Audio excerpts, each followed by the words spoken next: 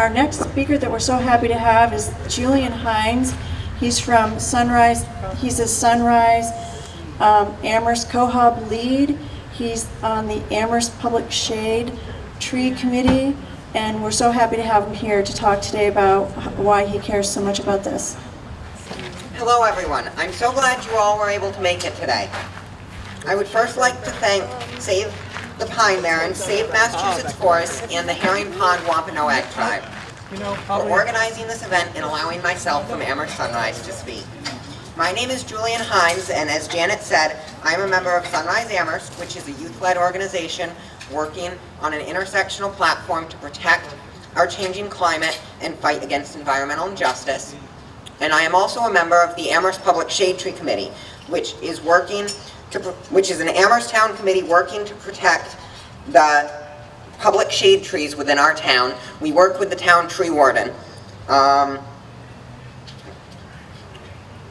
do not believe that big development corporations and some local politicians should be allowed or encouraged to disregard public opinion and town bylaws, especially when it is being done for personal profit at the expense of our towns and our climate.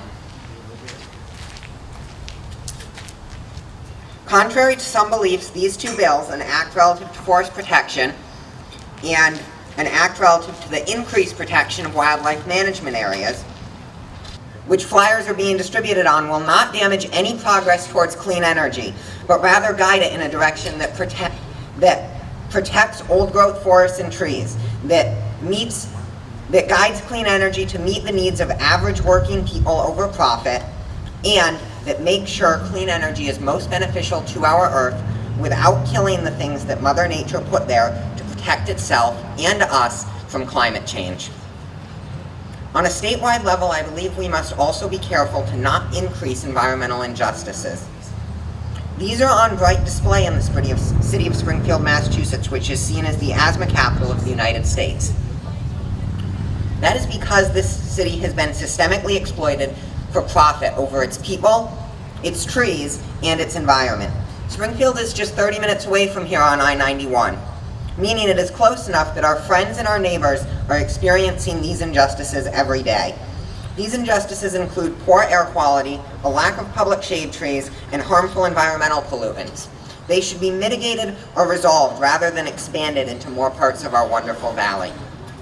Representatives should not be promoting these injustices with closed-door deals with developers, but rather should be working with the people of Massachusetts to pass laws that protect these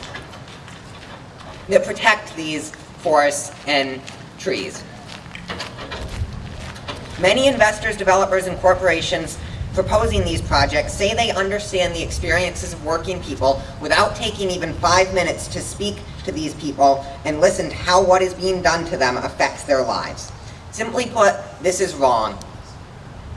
The temporary moratorium on industrial solar ensures these communities are listened to.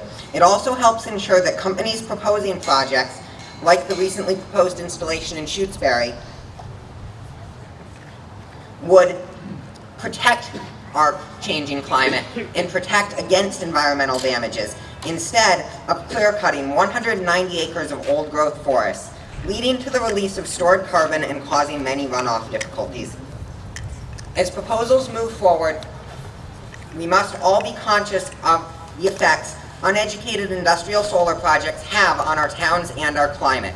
We must install a statewide moratorium. We must also follow the scientifically recommended ways to fight the climate crisis and fight climate change. We must do that now. I urge all state reps to support and vote yes on Bill H9112, an act relative to forest protection, and Bill H1002, an act relative to the increased protection of wildlife management areas. I also urge local officials to engage in the democratic process and to listen to all their constituents, especially those of their constituents who have been historically underrepresented or oppressed. We need proper environmental protections, we need climate justice, and we need active democracy. We will not stop fighting for any less. Thank you.